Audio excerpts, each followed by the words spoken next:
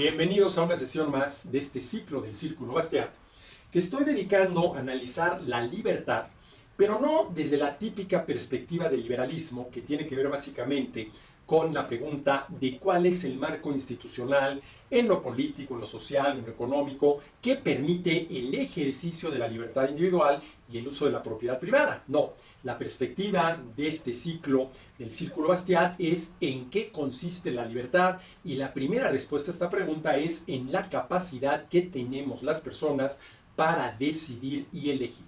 Ya vimos en qué consiste la postura del predeterminismo, ¿sí?, que dice que el ser humano está total y definitivamente predeterminado, por lo cual su libertad no es más que una mera ilusión. Por el otro lado, vimos la postura que yo llamo del libertismo, que supondría una total y absoluta indeterminación, por la cual al ser humano se le identifica con la libertad, porque una cosa es que seamos libres y otra cosa que seamos la libertad, y por lo tanto a la libertad también se le identifica desde esta postura del indeterminismo como una omnipotencia que obviamente no nos corresponde a los seres humanos. Y también ya vimos que entre estas dos posturas, predeterminismo e indeterminismo, está la postura de la autodeterminación, que es precisamente la postura propia de la libertad desde un punto de vista realista, la postura de lo que yo llamo la libertad relativa. Pero ahora vamos a preguntarnos por la existencia de la libertad. Y dicho sea de paso, todo esto lo estoy sacando del que fue mi primer libro, ya del lejano año de 1988, Libertad, Esencia y Existencia. Ese es el título del libro, del año 88, editado por Editorial Minos, ¿sí? Me voy a citar. Llevo ya unas cuantas cuartillas, y en este caso secciones o sesiones de este ciclo del Círculo Bastiat, reflexionando en torno al tema de la libertad. He analizado los extremos en los que se puede caer, y a partir de ellos he tratado de centrar el problema llegando a la conclusión de que el hombre es libre en ciertos aspectos y no lo es en otro. Por ejemplo, no somos libres. A ver, somos libres, si así lo decidimos, para intentar ir más allá de nuestra naturaleza. Pero eso no pasa de un intento, porque nunca podremos ir más allá de nuestra naturaleza, porque lo que la naturaleza hace es imponer límites infranqueables, ¿sí? El hombre es libre en ciertos aspectos y no lo es en otro, pero ¿estamos realmente convencidos de que la libertad existe? ¿Estamos realmente convencidos de que somos libres? Hasta ahora, pues he dado por supuesta dicha existencia. Sin embargo, creo yo que es necesario demostrarla. Y para hacerlo, recurriré a tres distintos argumentos. Uno empírico, el otro filosófico y el otro teológico. A ver, comencemos por el argumento empírico. A nivel empírico, la libertad se nos presenta como un dato inmediato, como un dato originario. Es más, como una experiencia. ¿Cuál? La experiencia de decidir y elegir, que es la primera experiencia que tenemos al inicio del día. La primera decisión que debemos de tomar. ¿Me levanto o no me levanto? Ahí está la primera decisión. Y transcurridas 24 horas, ¿sí?, nuevamente, ¿me levanto o no me levanto? Y transcurridas 12 horas, la decisión, cierro el libro y me duermo, o sigo leyendo y no me duermo. Podríamos decir que para el ser humano vivir es un proceso constante de decisiones y elecciones, y que o las toma uno o alguien las toma por uno, como es el caso, por ejemplo, en los extremos de la vida, en el caso del niño recién nacido, ¿sí?, por quienes sus padres deciden y eligen, o en el caso del ancianito a punto de morir, por quien tal vez sus hijos tengan que decidir y elegir. Entonces, a nivel empírico, la libertad se nos presenta a los seres humanos como un dato originario, un dato inmediato, ¿sí? La libertad es un hecho, algo que no se puede negar. Se trata de uno de esos conceptos difíciles que, entendiéndolos o no, hay que vivirlos.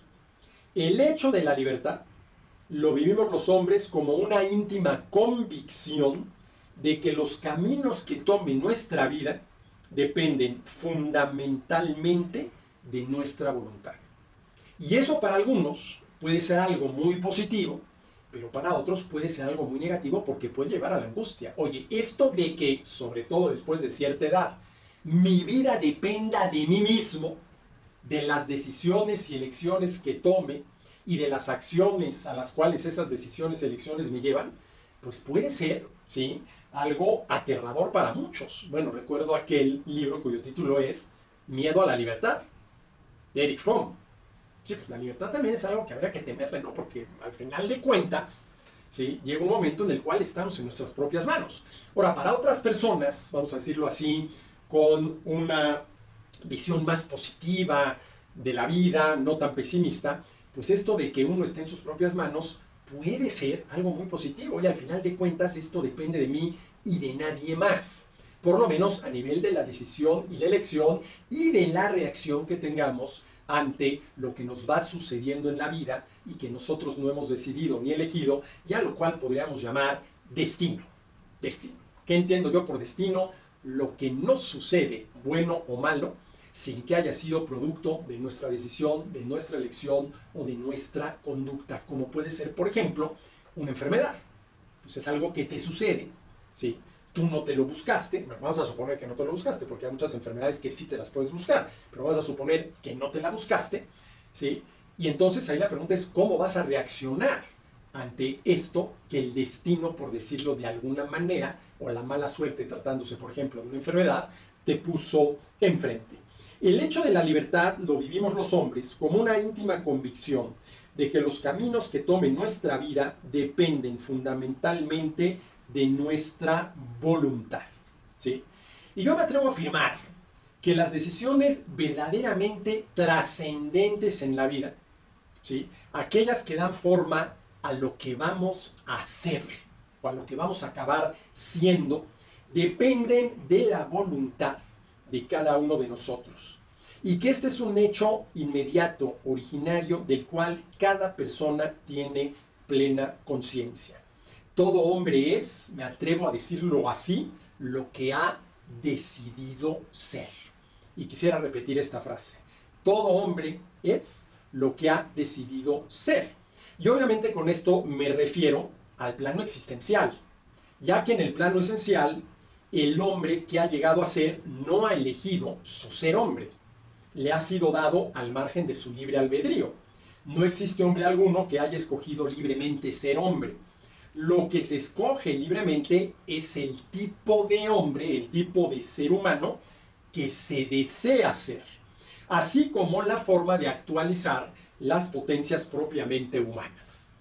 Todo hombre es lo que ha decidido ser. A ver, me atrevo a decirlo en estos términos. En este momento, el momento actual, cada uno de nosotros es lo que ha venido siendo en el pasado.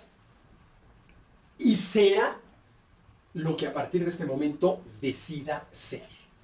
Por más negativo y por más que el pasado nos predetermine, sí podemos, a partir de la autodeterminación, cambiar. Cambiar el rumbo de nuestra vida, ¿sí? Cambiar el rumbo de nuestra vida. Esta experiencia originaria de la libertad, por más que se realice en lo más íntimo de cada persona, por más que sea, porque lo es, una experiencia subjetiva que cada uno de nosotros tiene, es un hecho común a todos los seres humanos. Aún suponiendo que esa experiencia de la decisión y la elección fuera ilusoria.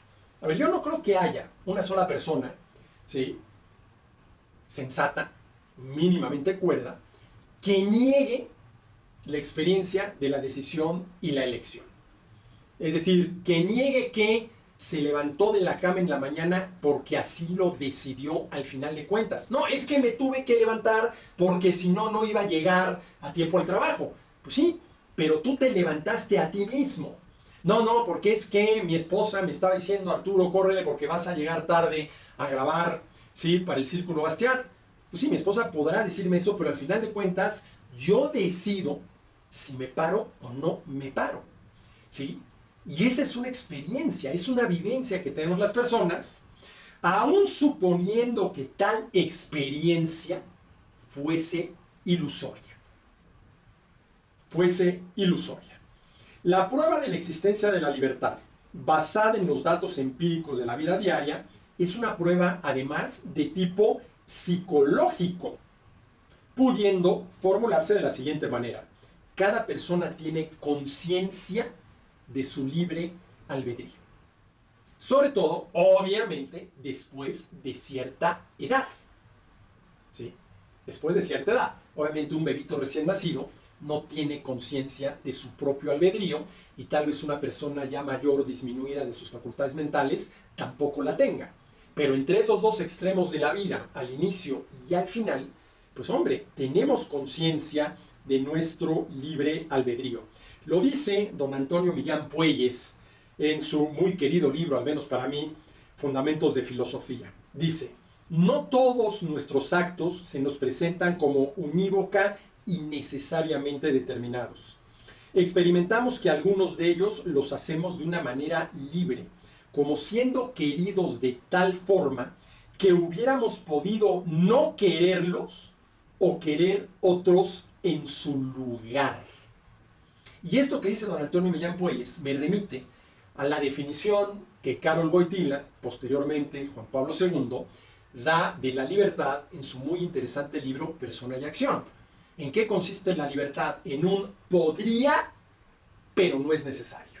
A ver, ahí donde podemos hacer algo, pero no es necesario que lo hagamos, hay libertad.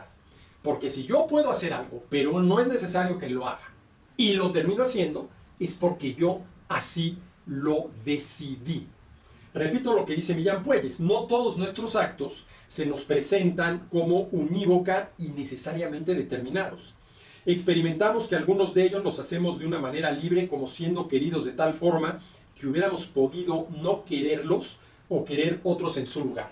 A ver, una clara muestra de esto es una persona frente a un menú. Y vamos a suponer que está entre carne a la tan pequeña o pescado a la veracruzana. Si eligió la carne a la tan pequeña, obviamente renunció al pescado a la veracruzana. Pero él tiene, ¿sí?, la convicción de que él decidió. A lo mejor le preguntó al mesero, oiga, ¿usted cuál me recomienda? ¿Cuál está mejor? ¿Cuál está más sabroso? Pero al final de cuentas, uno decide. A ver, podría haber elegido el pescado a la veracruzana, pero elegí la carne a la tan pequeña. Podría, pero no es necesario. Puedo elegir carne a la tan pequeña o pescado a la veracruzana, pero no es necesario que elija ninguno de los dos. Y si elegí alguno, es porque yo así lo decidí. Ahora, podría no haber elegido entre ninguno de los dos. No, ¿sabe qué? Tráigame una ensalada César. ¿Sí? Tráigame una ensalada César. Entonces, la libertad, antes que otra cosa, es un hecho.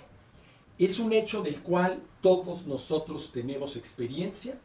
Experiencia que tenemos varias veces al día, cada vez que decidimos o elegimos. Ahora, una cosa es decidir y elegir, y otra cosa muy distinta es lograr los objetivos que nos proponemos.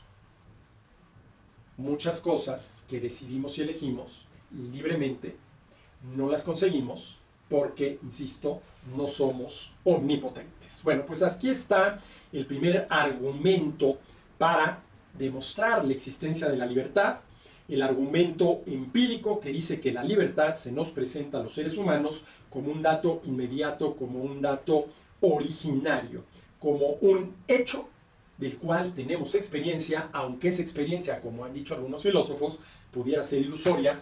Convencido yo cuando estoy de que no es ilusoria y de que es una experiencia real que muchas veces puede ser verdaderamente trascendente. Hasta aquí por hoy, nos vemos en el próximo reunión de este ciclo del Círculo Bastiat.